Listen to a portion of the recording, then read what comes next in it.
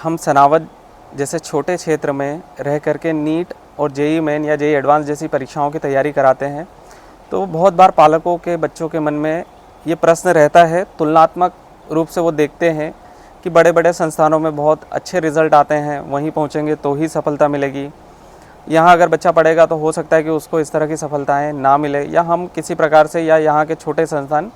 किसी प्रकार के उसकी ऐसी बड़ी सफलता की रुकावट बने हों।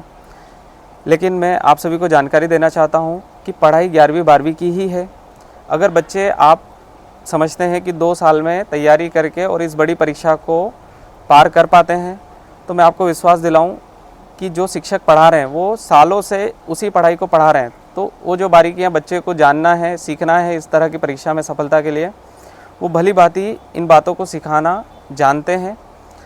बस विश्वास की कमी के कारण कभी कभार बच्चे जो रुचि वहाँ जा कर के दिखाते हैं वो रुचि यहाँ नहीं दिखा रहे होते हैं, और ज़्यादातर उन्हें इस बात का लाभ मिलता है कि देश भर से दौड़ करके अच्छे जो टॉपर बच्चे हैं वो उन्हें पढ़ाने के लिए मिलते हैं, और उनमें से रिज़ल्ट बना पाना बड़ा आसान हो जाता है,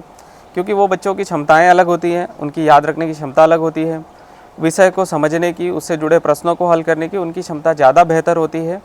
बजाय कि उन बच्चों की जो थोड़ा धीमा सीखते हैं या उन्हीं बातों को सीखने में उनको थोड़ी अलग तरीके की कठिनाइयाँ आती हैं। एक ये बड़ा कारण होता है जिसके कारण ज़्यादातर हमें देखने को मिलता है कि वहाँ से बच्चों को सफलता मिल रही है और उनके पास वो नंबर ज़्यादा है कि ज़्यादा बच्चे वहाँ से सफल हो रहे हैं। लेकिन अगर तुलना की जाए असफल बच्चों की, तो हो सकता है कि असफल बच्चों का भी प्रतिशत उनका ज़्यादा ही हो,